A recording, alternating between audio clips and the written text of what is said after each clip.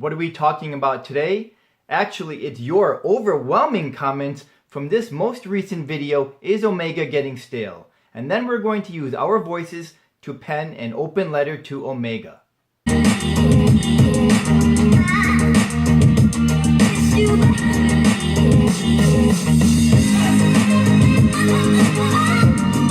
Hi everyone, I finally got some new coffee. I'm drinking Victrola's Streamline Espresso. This stuff is really delicious. Cheers. Okay, before we get started with our open letter to Omega, I thought I would read a couple of comments that were posted on the Is Omega Going Stale? So Omega knows these viewers and comments are real, and maybe they can save thousands of dollars on a focus group. Basically, we're saving Omega a lot of money on this focus group. You're welcome. And I apologize for mispronouncing any of your names. Bernardo Correggi says, they have a great history and heritage, but seem to try to use the same formula over and over again. Look at how many Speedmaster versions they have. Why not stop making the oversized watches too? I think they need to cut the blank and start really thinking about what they put out in the market. Interview watch lovers. See what others are saying about them in the watch forums and channels, etc. Some investigation and study would go a long way in my opinion.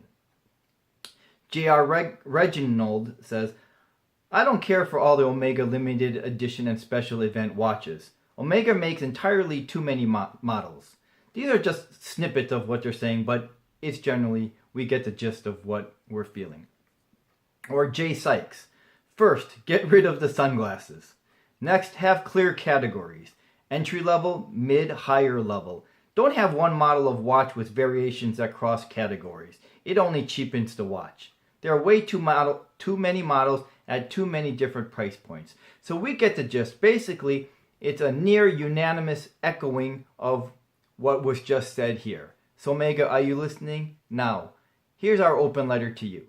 Dear Omega, firstly, thank you for all the history, but we're going to get to the point and be direct. We are sick and tired of all the editions, the limited editions, the special editions of the Speedmaster and Seamaster. It's confusing. We're confused in what direction the Omega brand is headed. Let's start with all the accessories. Sunglasses, belts, keychains, cufflinks, cologne. Yes, cologne. So I'm just going to read just a little bit of the very detailed description of Omega's Aquaterra cologne, their bottle. Omega Aquaterra is presented in an innovative bottle whose side features lateral windows with metric and English scales, which make it possible to see the perfume within.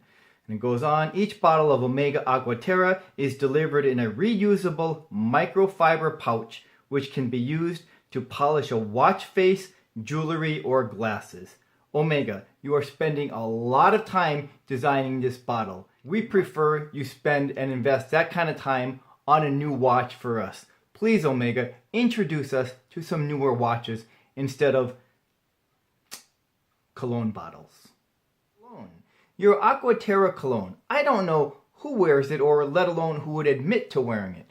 Come on, Omega. Right now, in the direction that you're headed, you're starting to morph into these guys. Cartier, Tiffany's, and Bulgari. Certainly these are the leaders among jewelry houses, but they're jewelry houses who sprinkle in a few watches. To be fair, Cartier's watches are a little more respected than Tiffany's, but you're Omega, for Pete's sake. You have bragging rights to the first watch worn on the moon, and you certainly take advantage of it by recycling. And recycling is great for the environment, but not so much for you. Look, you're not going to knock Rolex off the top of the hill, and there's nothing wrong with playing second fiddle to them, because at least you're being mentioned in the same breath and conversation as Rolex. Sure, you might get first billing compared to Tiffany's. Yay! You get to hear your name first, Omega and Tiffany's. But if you head down that path, you're going to be playing for the junior varsity team instead of the varsity team with Rolex.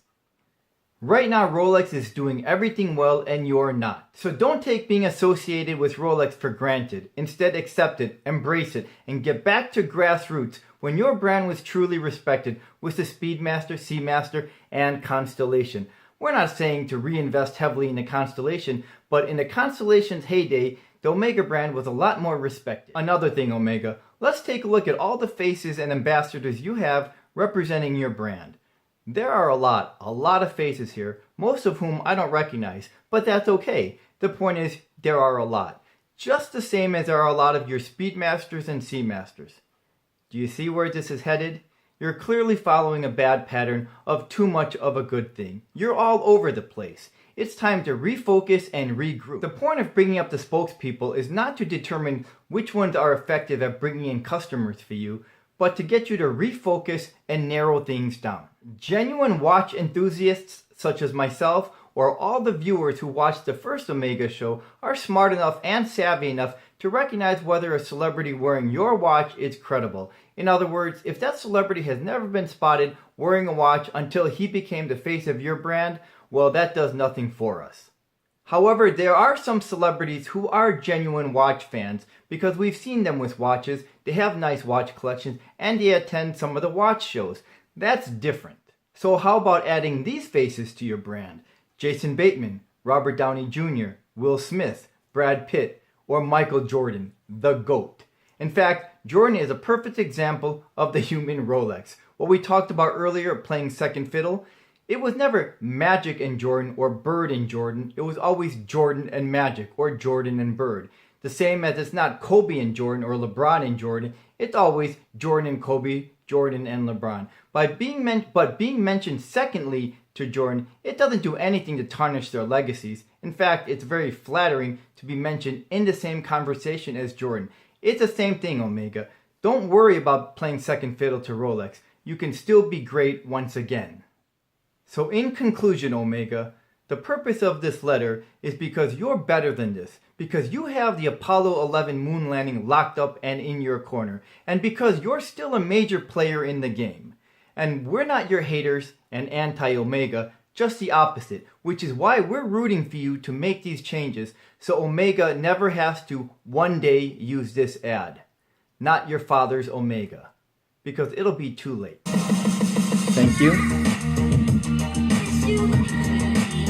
Sincerely, what's on the wrist